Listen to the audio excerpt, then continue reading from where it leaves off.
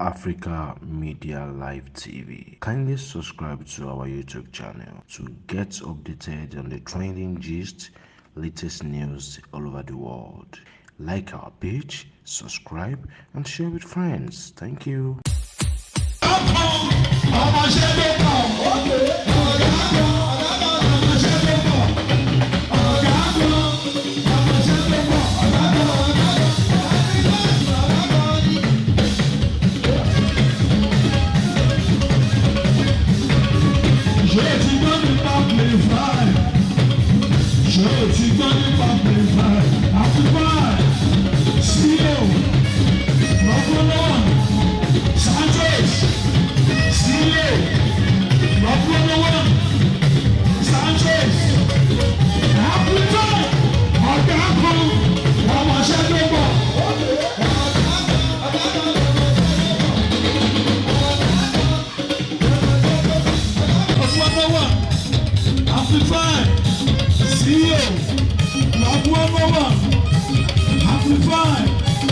Very handsome, amplify, very reliable, amplify, very responsible, amplify,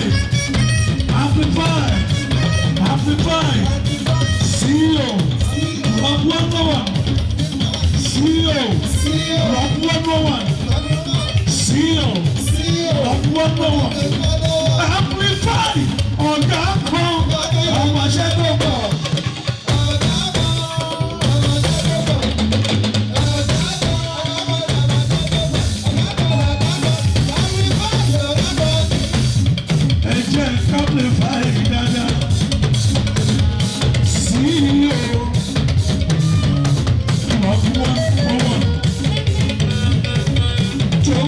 Ṣáṣá títí tó fi dá àkọ́wọ́n jọ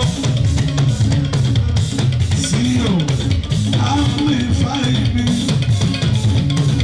amplify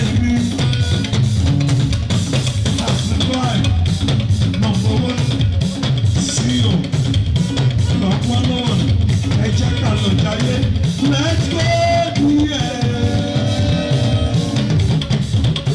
Let's go there. Amplify ọ̀gá kan ọmọ ṣẹ́ tó bọ̀.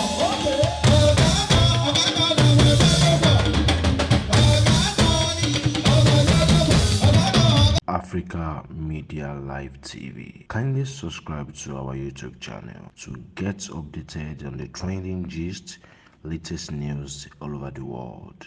Like our page, subscribe, and share with friends. Thank you.